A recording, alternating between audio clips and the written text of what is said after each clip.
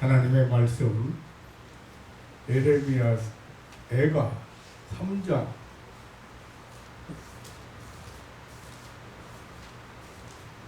19절 말씀부터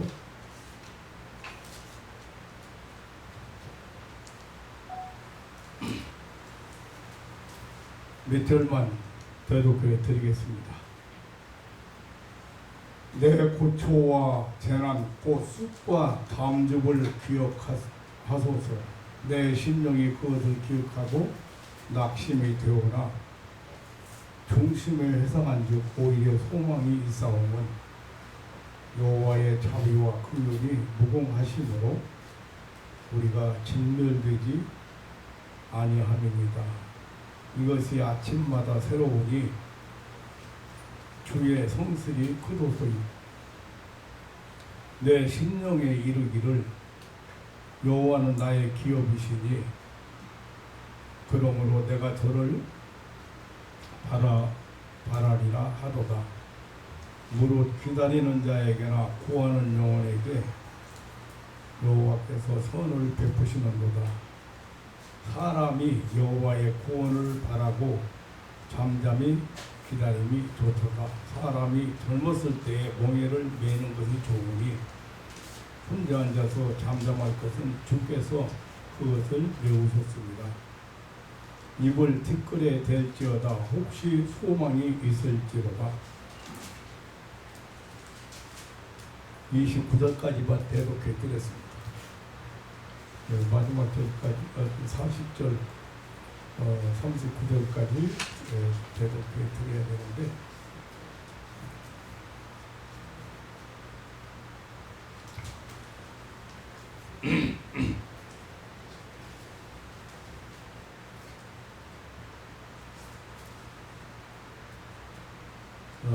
지구촌은 말세를 향하여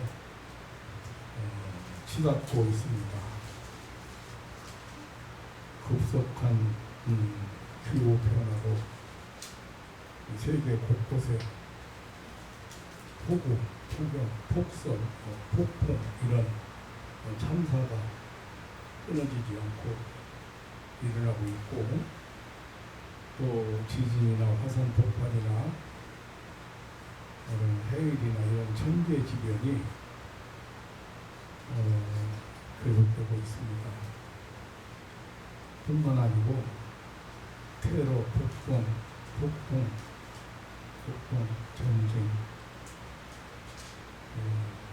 전쟁 도발, 핵무기 위협, 전염병 재확산, 신종 전염병 발달 이런 것들이 사람들을 불안하게 하고 두려움을 주고 있습니다.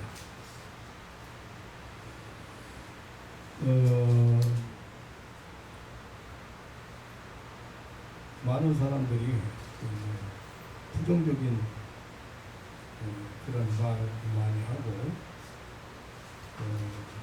소망적인 그런 말이 많이 들리지 않는 것 같습니다.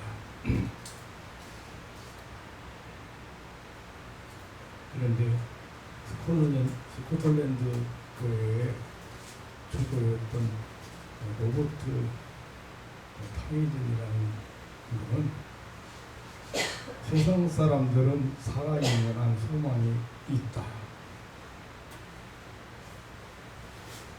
라고 말을 했습니다. 그러나 하나님의 자녀들은 죽어도 소망이 있다. 이유는 그들은 산 소망을 가지고 있기 때문이라고 그렇게 말을 했습니다. 우리 인생살이나 세상살이도 사람들 가운데는 다가오는 미래를 바라보고 소망을 가지는 삶이 있는가 하면은 어둡고 침울한 그런 면을 바라보고 또 과거를 생각하면서 절망하는 사람도 있습니다. 얼마 전에 한 가족이 차에 타서 바다로 들어가서 죽은 사건을 보면서 저는 그렇게 생각을 했습니다. 이 비트코인이라고는 가상화폐를 사고 그러다가 망해가지고 갚을 길이 없다. 소망이 끊어져. 아무 소망이 끊어져 버리니까 사랑하는 딸을 데리고 사랑하는 아내를 데리고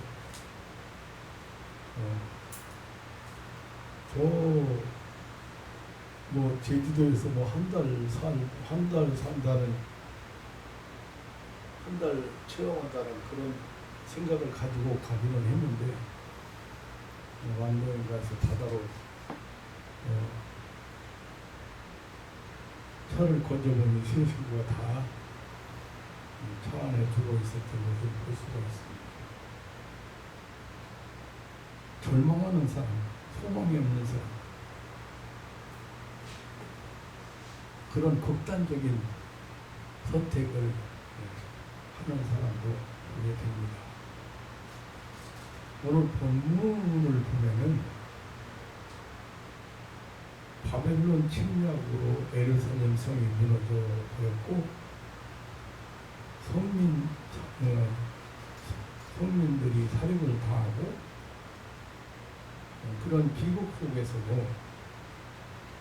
에레미야 선지는 오히려 소망이 있다고 외쳤습니다. 다시 말하면 절망 속에도 희망이 있다는 것입니다.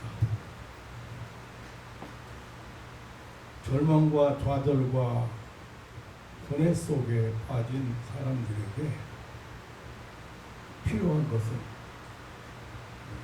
소망이다. 오늘 19절로 20절을 보면 내 고초와 재난 곧 쑥과 담즙을 기억하소서 내 심령이 그것을 기억하고 낙심되어나라고 했습니다. 에레미야 선지자 자신이 겪었던 고초와 재난을 쑥과 담즙으로 묘사를 하고 있습니다. 쑥은 식물 가운데 가장 쓴 것이고 담즙은 동물의 내장 중에서 가장 쓴 것이지요. 근데 이 쓰다란 것은 고통, 괴로움, 환난 그런 것을 의미합니다. 에레미야 선지는 개인적으로 많이 불행한 사람이었습니다. 이스라엘 민족과 지도자들의 범죄를 꾸짖고 하나님의 심판을 선포했다는 이유로 매를 맞았고 감옥에 갇혔고 죽을 고비를 수없이 겪었습니다. 그런데 그는 오히려 소망이 있다고 외쳤습니다. 에레미야 선지는 오늘 본문에 우리가 소망이 있는 이유를, 우리가 소망을 가지고 있는 이유를 설명해 주고 있습니다. 그 첫째는 하나님의 자비하심 때문이라는 것입니다. 22절에 보면 여호와의 자비와 긍휼이 무궁하심으로 우리가 진멸되지 아니함이니다라고 했습니다. 바벨론은 유다를 진멸하기 위해서 쳐들어왔습니다. 예루살렘 성은 불타버렸고 제사는 약탈당했고 사람을 닥치는 대로 죽었습니다. 정말 절망 자체입니다. 그러나 에레미야 선지자는 하나님의 자비와 긍휼이 무궁하시기 때문에 결코 진멸되지 아니한다고 했습니다. 비록 이스라엘 백성과 지도자들의 죄악으로 하나님의 징계를 받아서 너무도 엄청난 다시 회복될 수 없는 복구 불가능한 그런 자리까지 왔지만 하나님의 자비와 긍휼 때문에 은혜 받고 살게 될 것이라는 것입니다. 세상에는 아무리 살기 좋은 민주국가라고 해도 잘못을 범하고 그 횟수가 잦아질수록 신용불량이라든가 성적불량으로 낙인 지켜져야 되고 또 많은 손해를 보게 됩니다. 법을 어기고 죄를 질수록 전과자라는 기록이 남게 되고 가중처벌도 받게 됩니다. 그러나 하나님의 세계에는 전과자 기록부가 없습니다. 가중처벌이라는 법도 없습니다. 하나님의 긍휼과 자비가 그것들을 모두 말소해 버리기 때문입니다. 오늘 본문에 하나님의 자비와 긍휼은 아주 무궁무진하다고 말씀하고 있습니다. 22절에 여호와의 자비와 긍휼이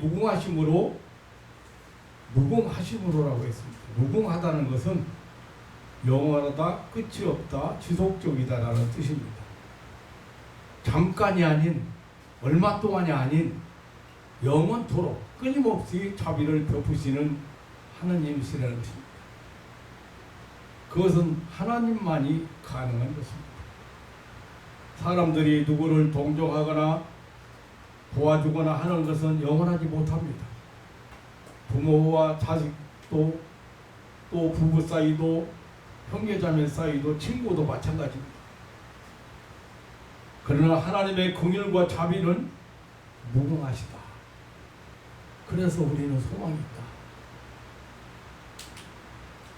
그리고 하나님의 긍휼과 자비는 새롭다고 했습니다. 23절을 보면 이것이 아침마다 새로우니 주의 성실이 크도소이다라고 했습니다. 그 뜻은 하나님의 자비는 세월이 흘러도 변치 않고 아침마다 새로 뜨는 태양빛처럼 새롭다는 것입니다. 다시 말하면 하나님의 자비는 세월이 흘러도 변치 않고 아침마다 새로 뜨는 태양처럼 새롭다는 것. 하나님의 자비는 영원하다. 날마다 변함이 없다. 그런 뜻입니다. 변하지 않는 게 세상에 있겠습니까만 하나님의 자비는 변하지 않는다. 항상 새롭다.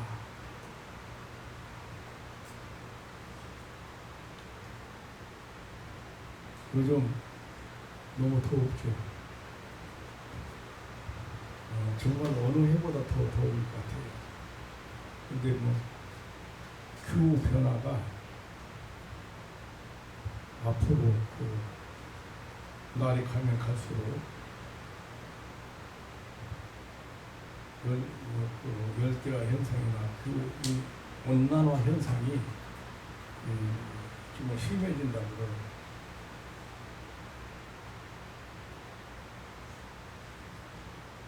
몇 년 안 가서 만년설도 다 녹아버리고 녹아내리고 지구도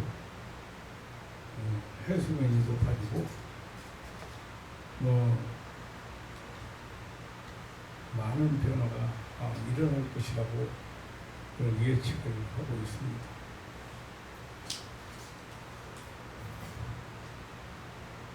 그 어떤 보고서를 보니까 바다 수면이 1m는 높아진다고 해도 아시아 여러 나라들의 대규모 이주 사태가 나타난다는 거예요. 예를 들면 방글라데시 같은 경우에는 수면이 1m 높아지면은 육지에서 17.5% 육지의 17.5%가 줄어든 될 것이고 전체 인구의 13%가 실향민이 될 것이다.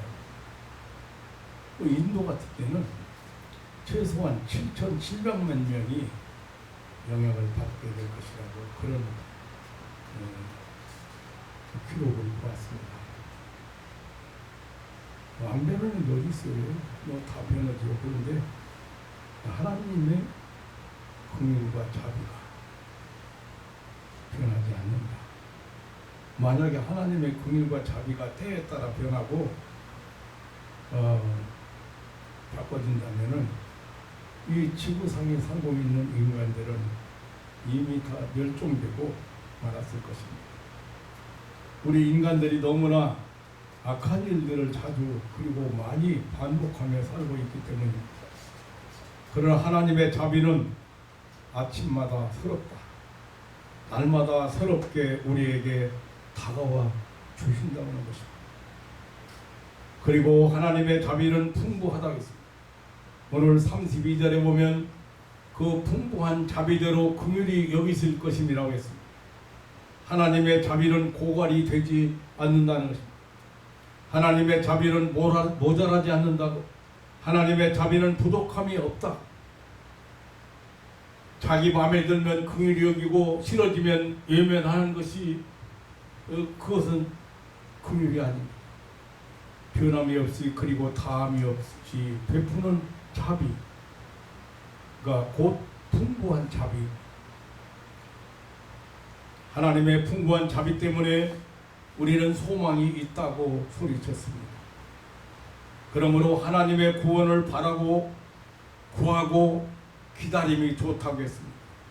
26절에 사람이 여호와의 구원을 바라고 구하고 잠잠히 기다림이 좋다고 했습니다. 다시 말하면 참고 기다리면 하나님께서 은혜를 베푸신다고 하는 것입니다. 사도 바울은 데살로니가전서 1장 3절에 소망의 인내라고 했습니다. 우리는 너무 조급한 것이 큰 약점이기도 합니다. 큰 꿈을 성취하려면 오래 기다려야 합니다. 꿈을 이루고 이상을 실현하는 것도 참고 기다려야 합니다. 우리는 농부가 씨를 뿌리고 가을을 기다리듯 기도하면서 은혜의 때를 기다려야 합니다. 우리는 믿음으로 하나님의 정하신 축복의 때를 기다려야 합니다. 인내라는 말을 보니까 헬라어에 보니까 휴포모네라는 단어인데요. 위에서 무거운 것이 내려 누르거나 앞에서 장애물이 가로막더라도 참고 계속 행동을 취하는 것을 의미하는 그런 뜻을 가진 단어입니다.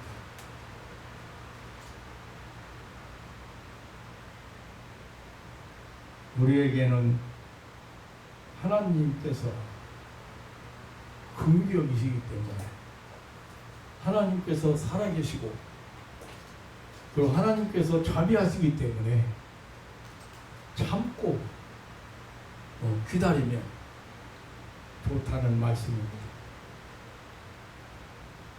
너무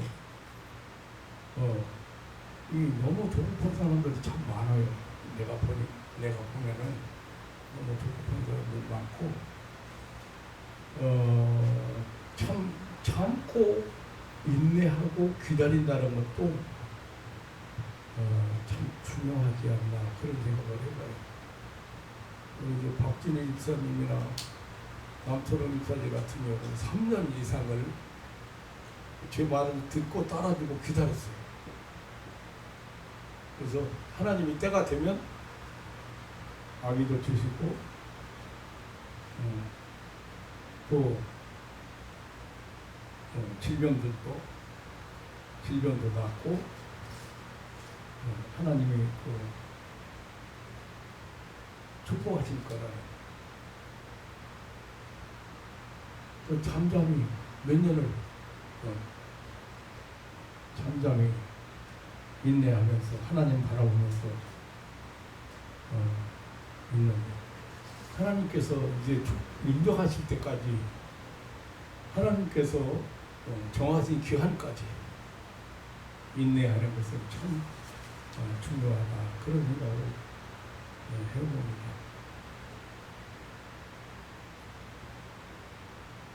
어, 그게 바로 신앙을 지키는 겁니다. 그것이 자기 신앙을 빼앗기지 않고 잃어버리지 않고 신앙을 지키는 거예요.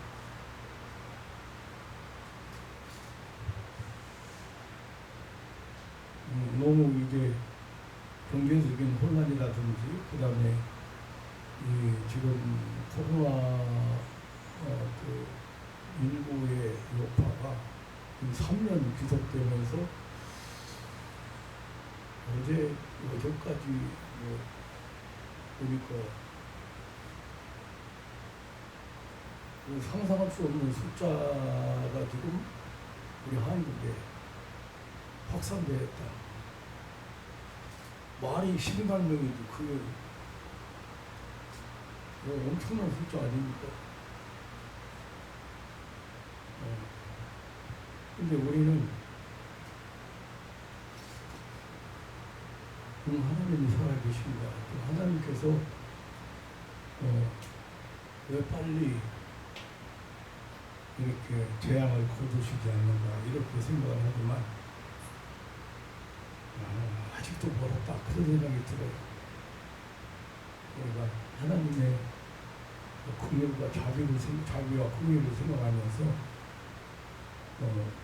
인내하는 것이 참 중요하다 하는 생각을 해봅니다.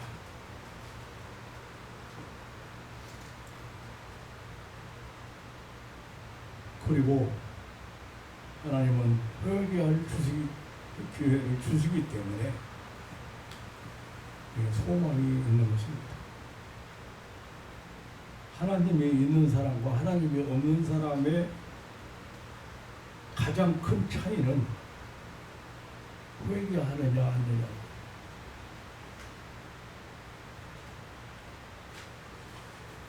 그 말을 다른 말로 바꾸면 무슨 말이냐면 하나님이 없는 사람은 회개할 기회를 받지 못하고 하나님이 주시는 회개할 기회를 거부한다. 그렇게 말할 수가 있겠습니다. 하나님은 자기 백성이 회개하고 돌아오기를 기다리고 계십니다. 29절에 보니까 입을 티끌에 댈지어다 혹시 소망이 있을지로 바라겠습니다. 입을 티끌에 대는 것은 유대인의 회개 방법이라고 합니다. 그들은 회개할 때 자신의 옷을 찢고 재나 티끌을 뒤집어 썼습니다.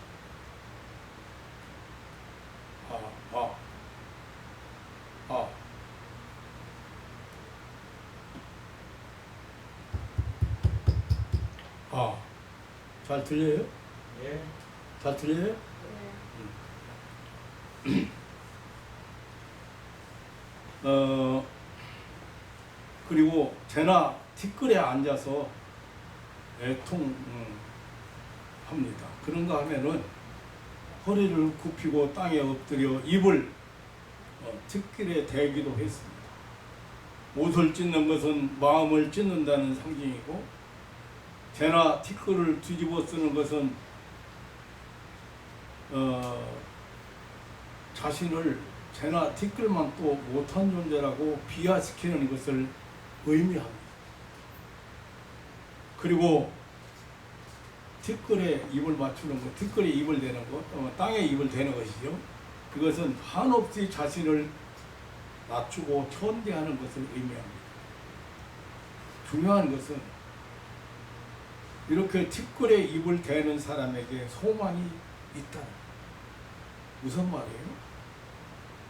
정말 자신을 낮추고 회개하는 사람이래야 소망이 있는 사람. 요나서 2장 2절을 보면 내가 스오르의 뱃속에서 부르짖어 쌌더니 주께서 나의 음성을 들으셨나이라고 했습니다. 유대인들은 스오르를 죽은 사람이 가서 거하는 곳으로 이해했습니다. 일반적으로 스오르는 무덤, 구덩이, 지옥이라고 번역을 합니다.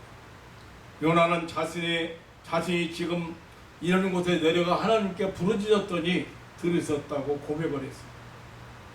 니느웨로 가라고는 하나님의 명령을 어기고 다시스로 가는 배를 탔던 요나는 하나님의 징벌을 받아 물고기 뱃속에 들어갔습니다. 무덤, 구덩이, 지옥과 같은 답답하고 고통스러운 곳이었습니다. 그러나 요나는 그곳에 있었던 사흘 동안 자신의 잘못을 깨달았습니다. 그리고 그는 그곳에서 기도했습니다. 다시 말하면 회개했다는 것입니다. 요나는 회개했기 때문에 광명한 천지로 밝은 세상으로 나올 수가 있었던 것입니다. 이 회개가 참 어려운 것입니다. 회개가 참 하나님의 은혜가 아니면 안 되는 것이 회개는 하나님의 은혜가 임해야 되는 것입니다. 저는 정말 독선주의자였거든요. 생각해보면 굉장히 독선주의자였어요.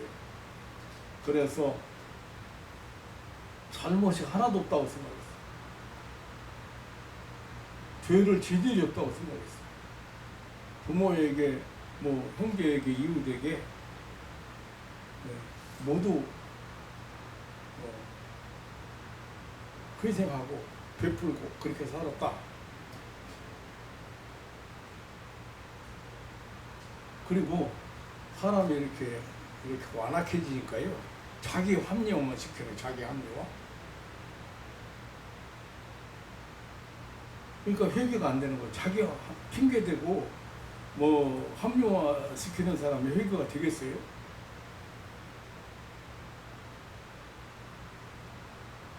마귀는 핑계대고 책임전가 자기 합리화 명수예요. 자기 합리화 시키면 자기는 잘못이 하나도 없다고 생각합니다. 회개가 안 되더라. 그런데 제가 많이 강조했어요. 천국을 살아가는 사람, 천국을 체험하는 사람, 천국을 맛보는 사람 전제 조건이 회개라는 거예요. 회개하지 않으면 천국을 체험할 수가 없다. 그 말은 다른 말로 말하면 무슨 말이에요? 회개하지 않으면 하나님의 은혜를 체험할 수 없다는 거예요. 회개하지 않으면. 근데 회개를 사람들이 굉장히 큰 것을 하고 생각하잖아요. 근데 제가 회개할 수 있었던 것은 단 한 가지예요. 그렇게 열심히 살고, 그렇게 선하게 살고, 혹은 그렇게 착하게 살고, 그런 것이 중요한 게 아니고, 왜 살아야 되느냐, 뭐 때문에 살아야 되느냐가 중요한 거야. 무슨 말인지 이해가 돼요? 내가 왜 존재해야 되는가? 내가 왜 가치 있는 인간인가?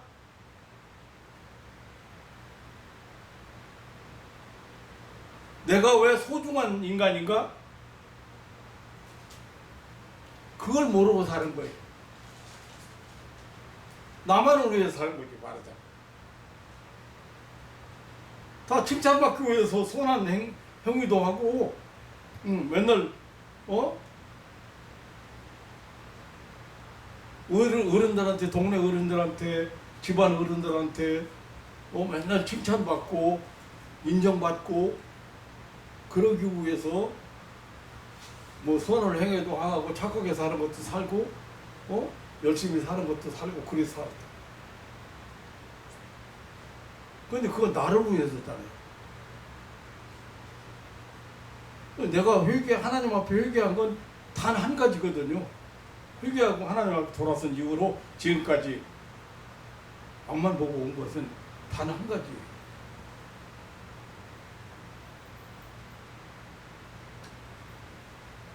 모든 존재 이유가, 존재 가치가, 그리고 이유가 남을 위해서 필요한 사람이에요. 아내가 왜 귀해요? 소중해요? 남편을 위해서 꼭 필요한 사람이기 때문에. 남편이 왜 소중해요? 가정을 위해서, 아내를 위해서 꼭 있어야 될 사람이고 꼭 필요한 사람이기 때문에. 그 말은 무슨 말이에요? 내가 살아가야 되는 이유가, 내가 존재해야 되는 이유가 가족. 그러니까 나 같은 경우에 자기 합리화만 시키고 맨날 칭찬만 받고 그렇게 했기 때문에 뭐 잘못이 없으니까 회개할 생각 안 한 거예요. 그런데 존재 가치라고는 한마디 다르다. 네가 남을 위해서 살아봤는가? 돌이켜보니까요. 뭐 공부 열심히 해서 1등상 탄 거, 뭐 표창장 탄 거, 뭐 훈장 탄 거 모두 나 자신을 위한. 그래서 남을 위해서 볼펜 하나도 존재 가치가 있는 것은, 소중한 것은 남을 위해서 사용되어질 때, 주인의 손에 붙을 일 받아서 사용되어질 때 존재의 가치가 있는 것이고 존재할 이유가 있는 거예요. 그거 깨달으니까요, 한마디 딱 했는데 눈물 쏟아지더라고요. 그러면 한 번만 살려주세요. 이번 남을 위해서 한번 살아보겠습니다. 그렇게 철저하게 회개했지만 그 얼마가 겠어요. 남을 위해서 살아온다고 그게 철저하게 회개했지만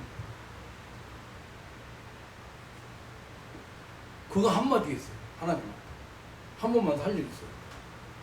이제 나 위해서 아니가 남을 위해서 내가 존재해보겠다. 이거요, 아무리 소중한 보석 반지라도 주인이 사랑해주고 주인의 손에 들렸어야 가치가 있는 거지. 저 혼자 땅속에 있다든지 풀숲에 있다든지 한번 있다고 생각해봐요. 가치가 없어. 가치가 하나도. 근데 그걸 깨닫고 하나님 앞에 고백했어요. 하나님 한 번만 살려주세요.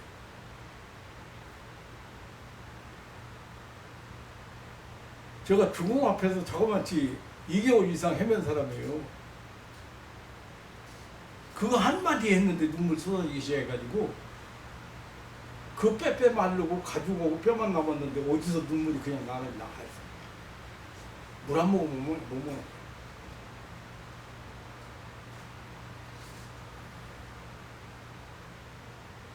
회개하니까 하나님을 만나주고 하나님의 음성을 듣고 길이 열리고 삶이 새로워져.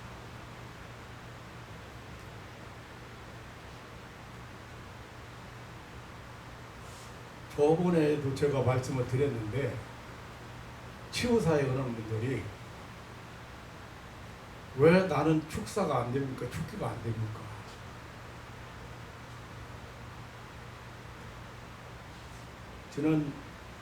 지난주에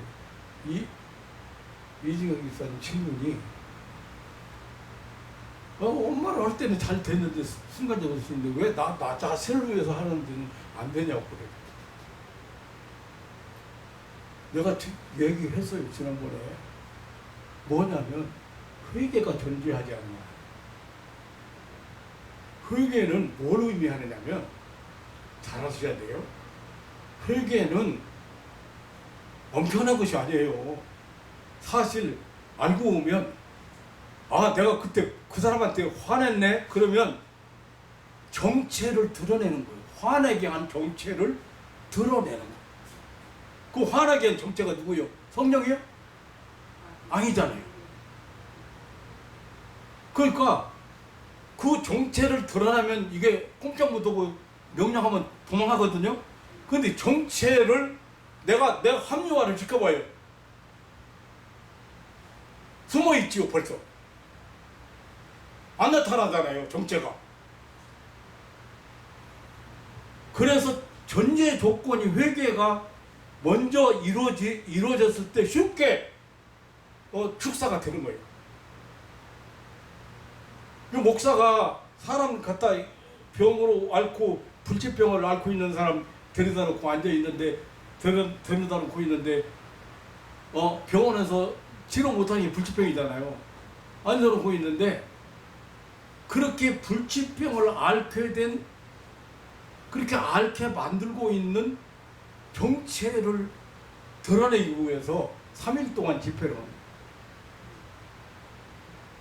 그 대부분이 이틀이면 나타나요.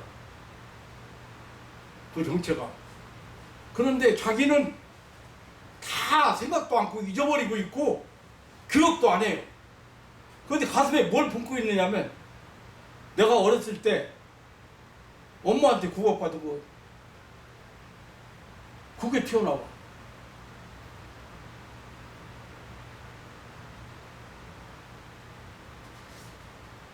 별거 다 튀어나와요. 정체를 밝혀내고 난 다음에 축사를 해야 돼요. 오래된 사람들은 흔히 그래요. 근데 금방 무너지는 사람들은 금방 해결되죠. 왜냐하면 금방 접근했기 때문에, 금방 침투했기 때문에 금방 물러가라고 금방 해결되죠. 그런데 시간이 가면 갈수록 점점 말려 들어가잖아요. 거기에 한번 무너지고 말한 게 아니고 더 흔들리니까 더 갖다 놓고 더 갖다 놓고 더 갖다 놓고 계속해서 자꾸 내가 말려 들어갔다는 거예요. 그러면 그거 다 풀어야 될 거 아니에요.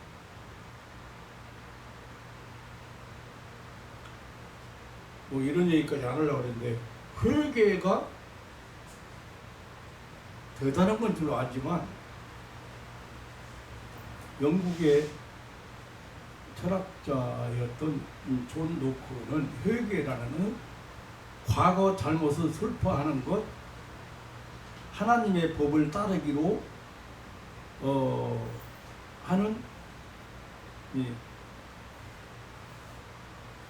성실한 결심, 남은 일생을 하나님의 법에 순종하는 것, 순종한다고 약속하는 것, 이거 회개에 맞는 그런 행동이라겠습니다. 근데 회개 안 하잖아요. 남을 미워하는 사람이요, 미워하는 마음을 미워하지 말라는데, 원수를 사랑하라는데 미워하는 마음을 가지고 있잖아요. 순종이에요, 불순종이에요? 하나님 말씀에 불순종이에요. 그럼 하나님 말씀에 불순종이라는 말 자체가 뭐냐면 마귀를 따라가고 있다는 얘기예요.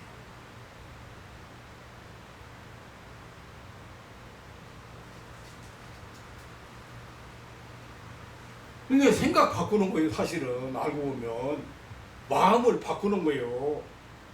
그런데 그걸 안 바꾸고 있을 때는 마귀가 꼭 잡고 있는 거거든요. 마음한테 딱 잡혀 있는 거예요. 갖가지 핑계, 책임전가, 자기 합리화 이런 걸 통해 가지고 회개를 않게 만드는 거예요. 마귀 자기 정체가 드러나고.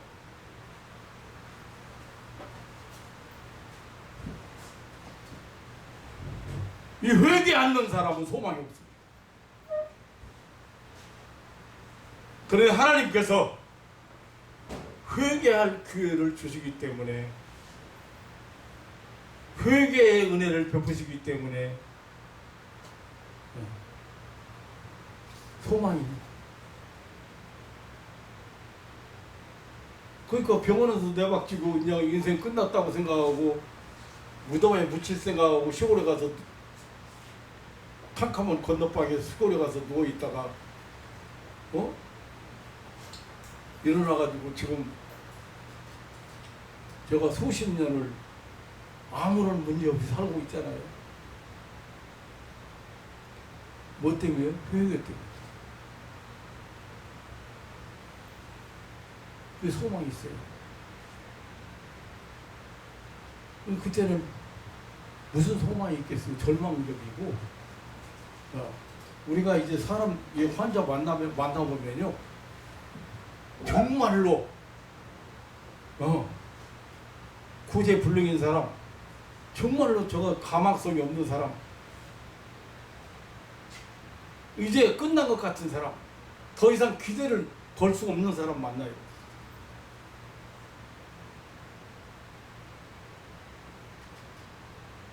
그런 사람이 살아나서, 그런 사람이 회복되어서, 그런 사람이 새롭게 되어서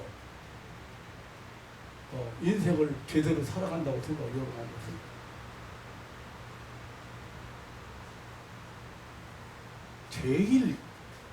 제일 진짜 만난 중에 제일 그 가망이 없고 소망이 없는 사람이 자폐하더라고요. 누가 말해도 듣기로 하나 그냥 저 혼자 다니면서 여기다 긋고 저기다 긋고 그냥 이러고 돌아다니지.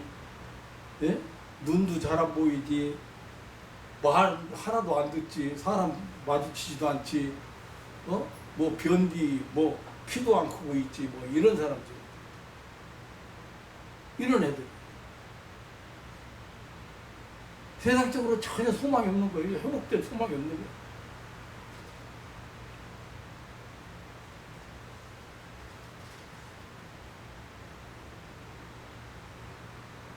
그런 사람 지금 꼽으라면 여러 명 되잖아요.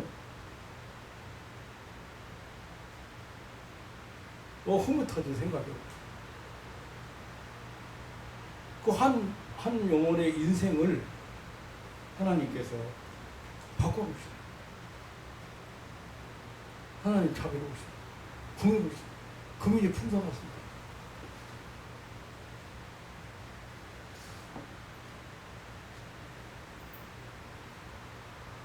물론 축사가 잘 안 되는 이유가 여러 가지로 볼 수가 있지만 가장 중요한 것은 똑같은 환자라도 회개가 전제 조건이 돼야 될 사람들이 많다.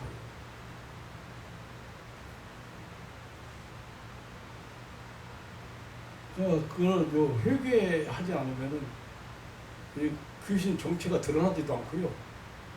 안 나가요. 그냥 물러가라 해와야 소용없어요. 그럼 뭐 하나님, 예수님 약속이 틀린 거냐? 아니에요.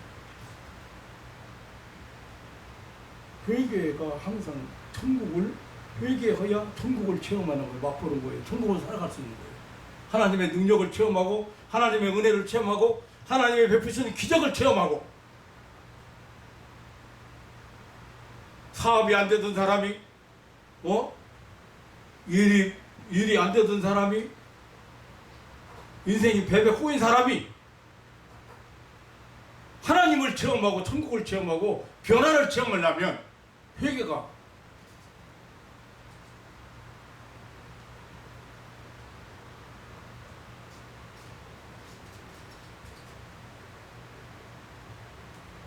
하나님은 우리에게 회개할 기회를 주시기 때문에 절대 소망이 있다. 예수님의 골고다 언덕 십자가 좌우편에 못 박혔던 강도 중 한 사람은 마지막 죽음 앞에서도 예수님 비웃고 자신 죄악을 회개치 않았습니다. 그런데 한 사람은 회개하며 예수님에 대한 신앙을 고백하고 낙오를 허락받았습니다. 마음이 허락하고 강팍한 사람은 절대 회개하지 않습니다. 다시 말하면 하나님의 자비와 긍휼을 거부한 사람은, 받지 못한 사람은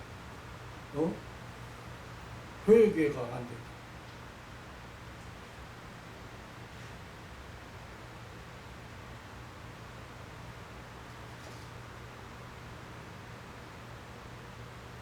자, 오늘 아주 33절에 가장 중요한 말씀을 한번, 하나님의 본심은 주께서 인생으로 고생하며 근심하게 하심이 본심이 아니라 했어요. 그러니까 하나님의 본심은 인생에 고생하고 근심하게 하시는 분이 아니라 그 말이에요. 하나님은 절대 인간에게 제약을 내리시는 분이 아니라 그 말이에요. 하나님은 우리를 사랑하십니다. 하나님은 우리가 행복하게 사는 것을 원하십니다. 물론 때때로 하나님께서 때리기도 하시고 징계도 하시죠. 히브리서 12장에 보면 6절에 보면 사랑하시기 때문에 징계하신다고 했어요. 히브리서 12장 8절에 보면 아들이기 때문에 징계하신다고 했어요. 12장 10절에 보면 유익을 위해서 징계하신다고 했어요. 그러니까 바른 사람들하고 때리는 부모의 본심을 이해하지 못하고 앙심을 품는다든지 반항하는 자식은, 그건 아주 불의 자식입니다. 왜 이스라엘을 그토록 연단하셨고 혼란하셨는가? 왜 이스라엘 백성들이 악을 행하고 하나님을 섬겨야 될 이스라엘 백성들이 우상을 숭배하고 지도자들이 타락하고 그래야 했는데 하나님께서 이렇게 엄청난 채찍을 내리셨는가? 그건 바로 하나님의 선민이었기 때문입니다. 이스라엘을 그렇게 연단하고 훈련을 하신 이유가 하나님의 관심이 집중되어 있기 때문이에요.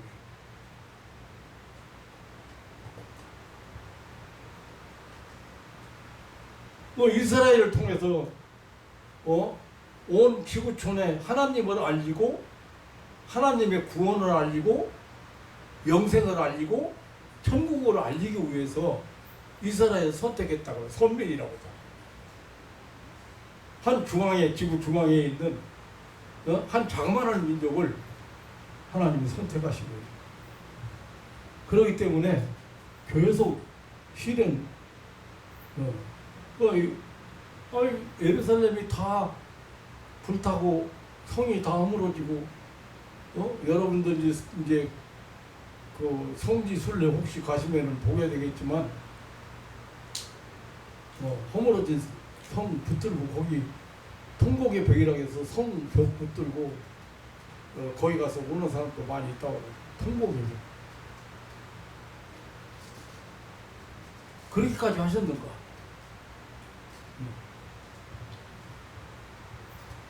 그러니까 때때로 이렇게 연단을 하시는 것은 하나님의 관심 때문일 수 있습니다. 그러나 조그만 시련을 겪어도 원망하는 사람, 장사만 안 돼도 하나님을 타당하는 사람, 문제만 생겼다면 하나님을 들먹거리는 사람, 하나님의 넓고 큰 뜻을 깨닫지 못하고 툭하면 하나님 앞에 책임을 돌리려고 하는 사람이 있는데, 이런 사람들은 하나님을 잘 모릅니다. 여기 오늘 본문에 33절에 주께서 인생으로 고생하며 근심하게 하심이 본심이 아니라,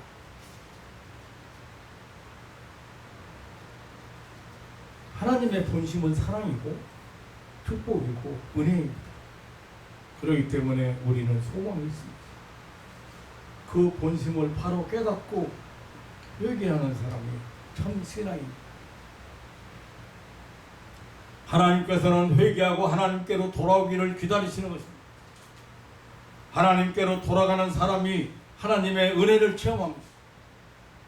40절로 41절에 우리가 스스로 행위를 조사하고 여호와께로 돌아가자, 마음과 손을 아울러 하늘에 계신 하나님께 들자고 했습니다.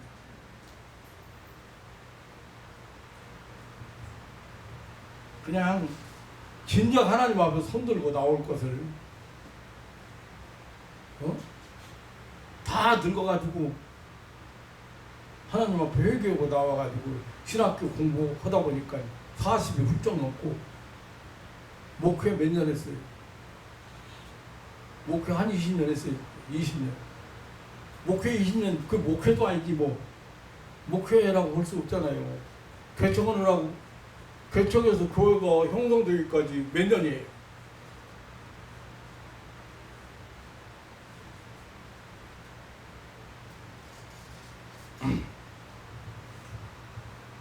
제대로 된 목회 몇 년 하시는 20년, 제가 목사 돼가지고 개척해서 20년을 교회를 섬겼지만 어떻게 보면 목회는 몇 년, 제대로 된 목회는 몇 년 못했다고 봐야 돼.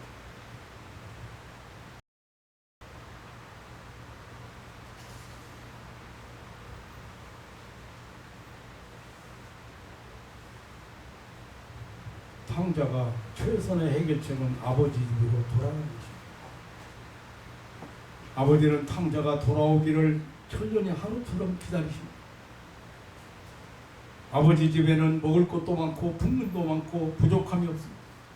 두 손 들고 돌아가는 길만이 살 길입니다. 하나님께 돌아가는 가장 쉬운 길. 믿음은 바로 하나님께로 돌아가는 것입니다. 하나님께로 돌아가기만 하면 사는 것입니다. 하나님께로 돌아가면 모든 죄를 용서받습니다. 이사야서 1장 18절에 오라 우리가 서로 변론하자 너희 죄가 주홍 같을지라도 눈과 같이 이어질 것이요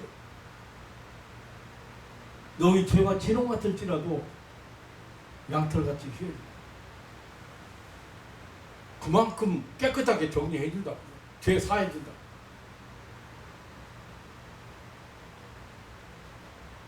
하나님께로 돌아가면 고침받게 됩니다. 호세아서 6장 1절에 오라 우리가 여호와께로 돌아가자. 여호와께서 우리를 찢으셨으나 도로 낫게 하실 것이요 우리를 치셨으나 싸매어 줄 것이미로다 하겠습니다. 호세아서 6장 2절에 여호와께서 이틀 후에 우리를 살리시며 제3일에 우리를 일으키시리니 우리가 그 앞에서 살리라고 하겠습니다. 하나님께로 돌아가면 다시 살아요. 하나님의 진노가 떠나고 사랑이 넘치게 됩니다. 호세아서 14장 4절에 내가 저희의 패역을 고치고 즐거이 저희를 사랑하리니 나의 진노가 저에게서 떠났음이니라 했습니다. 이렇게 손들고 하나님께 돌아가는 사람에게 하나님께서 베푸시는 은혜가 어떻습니까? 모든 그동안에 잘못한 죄 사해 주시지요. 병든 것, 상처난 거 모두 다 고쳐주시지요. 다시 살게 되지요. 하나님은 불순종했을 때 진노 아래 있다고 그랬는데 진노가 떠나고 하나님의 사랑 손들고 하나님께 돌아가는 사람에게 이런 은혜를 베푸시는 것입니다. 더 이상 주저하거나 고집을 피울 이유가 없습니다. 돌아가는 길만이 하나님을 만나는 길만이 살 길입니다.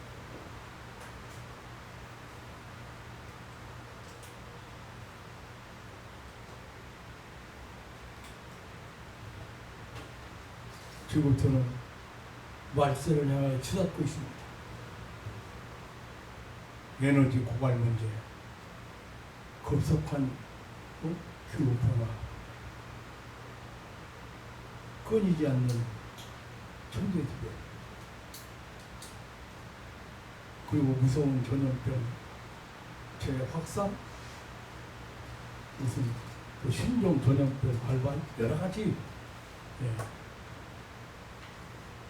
지금 보이는 증세들이, 보이는 징조들이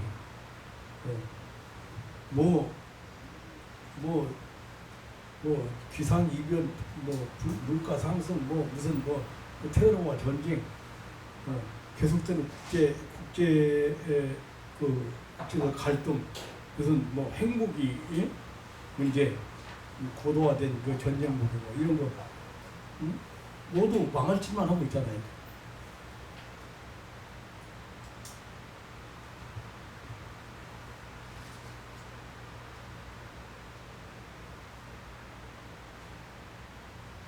그렇다고 우리는 절망하거나 낙심하지 않습니다. 왜? 하나님이 자비와 긍휼이 풍부하십니다.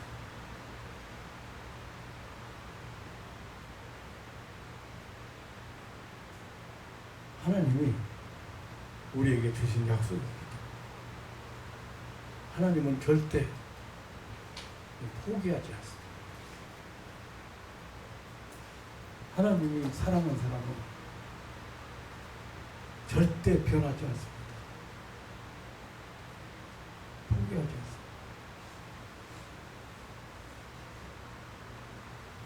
포기하는 건 인간이에요. 한 번도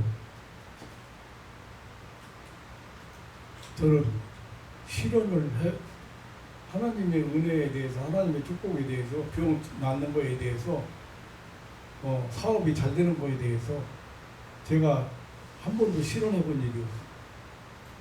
왜냐하면 하나님 말씀에 근거한 거기 때문에. 하나님 말씀에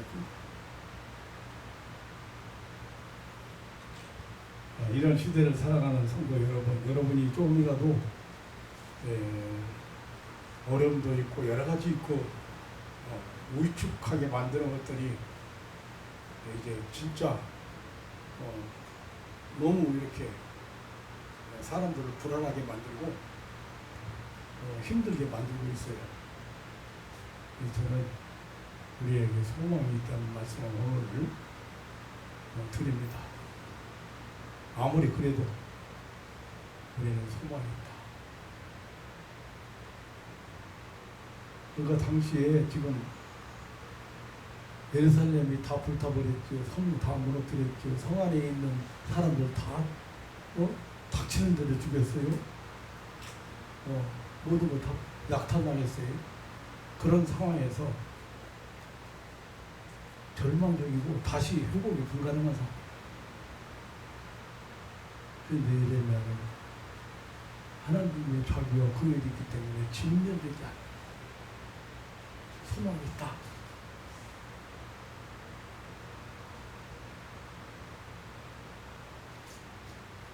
우리는 철학자 말대로, 그 믿음의 철학자 말대로 믿는 사람은, 교구 말대로 믿는 사람은 죽어도 소망이 있다. 산 소망을 가지고 있기 때문에 죽어도 소망이 있다. 세상 사람들은 살아있기만 해도 소망이 있다. 우리 믿는 사람은 죽어도 소망이 있다.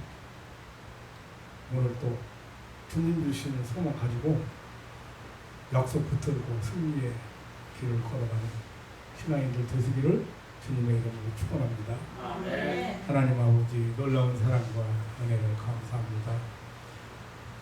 우리에게 절망, 낙심 이런 것들을 갖다 주는 일들이 온통 둘러싸여 있습니다. 전염병 재화 확산이나 기상이변이나 물가 상승이나 예측 불허한 미래, 테러와 전쟁, 이런 고도화된 전쟁 무기 얘기 한 가지도 우리에게 소망을 주는 것이 없습니다.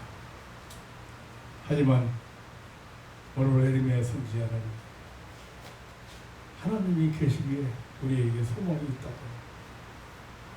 하나님은 자비와 긍휼이 풍성하시기 때문에, 변함이 없으시기 때문에, 끝까지 사랑하시기 때문에 우리를 진멸하지 않는다고. 하나님 아버지, 사랑하는 가족들이 이런 세상 얘기에 귀를 기울이지 말고 우리를 불안하게 하고 두렵게 하고 낙심하게 하고 절망하게 하는 이런 일에 귀를 기울이지 말고 우리의 소망은 소망을 주시는 하나님, 절대적 주권자이신 하나님의 자비와 긍휼을 체험하고 오늘 주시는 평안 누리고 승리의 삶을 사는 하나님의 자녀들 되게 하옵소서. 아멘. 어떤 일이 있어도 하나님의 사랑은 변치 않고 어떤 일이 있어도 하나님은 나를 사랑하시고 내가 허물과 실수 투성이지만 하나님은 나를 변치 않고 기억하시고 사랑한다는 이 사실 확실하게 믿고 하나님 바라보면서 오늘을 사는 소망의 삶을 사는 하나님의 백성들 되게 하여 주옵소서. 아멘. 우리의 소망이신 우리 구주 예수님의 이름으로